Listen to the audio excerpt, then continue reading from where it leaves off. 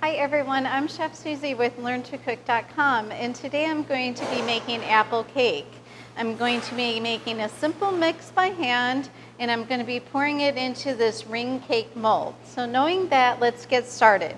I have my granulated sugar with my vanilla and my whole eggs and my oil. I'm using a vegetable salad oil, which is just perfect for something like this. This is a super easy cake that you can make this so easily by hand without even using a stand mixer or an electric hand mixer. I have my ingredients incorporated, and next I'm going to be adding my flour, my cinnamon, and my baking soda, which I have all mixed together in this bowl, which I've sifted ahead of time. And when we're finished incorporating all the ingredients and putting it into the cake pan, we're going to be baking the cake at 350 degrees for about 30 minutes until it springs back when you touch it or when you insert a toothpick and it comes out clean. You can change this up a little bit by adding different extracts, or even adding a little bit more cinnamon if you like, or even some other flavors like maybe a pumpkin pie mix with some ginger, cloves, and allspice. So have some fun with the flavors in your recipes once you get down the basics. So this is getting nice and thick, and I'm going to switch over to my spatula and put this whisk away for now. Once all of these ingredients are well incorporated, I'm going to be adding my diced apples. I'm using a Granny Smith apple, which is nice and tangy, and it holds up really well in your baking, in your pies, and in your cakes. But there's so many different kinds of apples out there. It's also a good idea to try some other flavors too.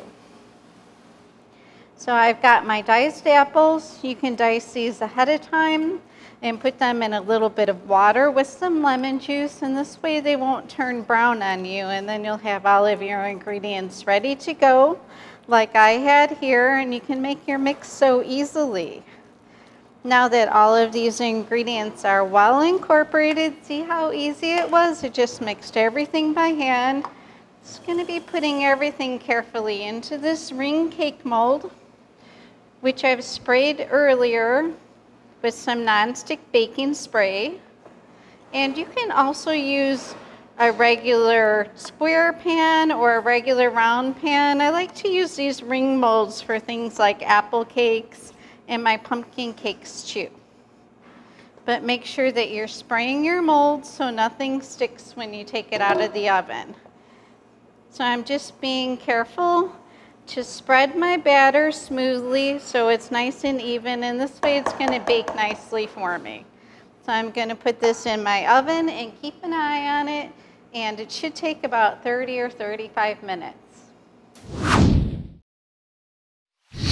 Hi everyone, I'm back with the apple cake, which I made in the ring cake mold. It's perfectly baked. It's a nice golden brown color, especially around the edges. I tested the top to make sure that it sprung back, and I also tested it with a toothpick and it came out clean. So let's go ahead and decorate our apple cake. I have it on just a plain clear cake stand, and I'm going to be dusting it with a little bit of powdered sugar. You can make an icing for this cake, but it's really just nice with some powdered sugar because it's plenty sweet. And I'm just going to be drizzling some caramel sauce, which caramel and apples, we all know they go together so well. Nice little caramel sauce on top. It's just going to give it a little bit of a shiny decoration. It's going to add some taste too and a little bit of color. I have some raspberries. We're just going to sprinkle a few of these on top. This is a really simple cake. It's great for breakfast, for an evening snack, or really any time of day. A brunch is nice too. So keep your apple cake in mind. And it's also nice to put some nuts with this too. I've got some walnuts. Pecans go great too. The nuts add a little bit of extra flavor and some nice crunch to the cake. And you can even sprinkle some on the rim of your cake plate, just to kind of fill that in a little bit. And this is our apple cake for today, and thanks for joining me. Make sure you make this for your friends and family. They'll love it. And serve it a little bit warm. They'll like it even more, and they'll be impressed with you if you serve them fresh, something fresh out of the oven. And thanks for joining me today at learntocook.com, and we'll see you next time. Well, thanks for joining us today at learntocook.com. Be sure to comment and to subscribe. Also visit us on Facebook and Twitter. Have a great day, and thank you.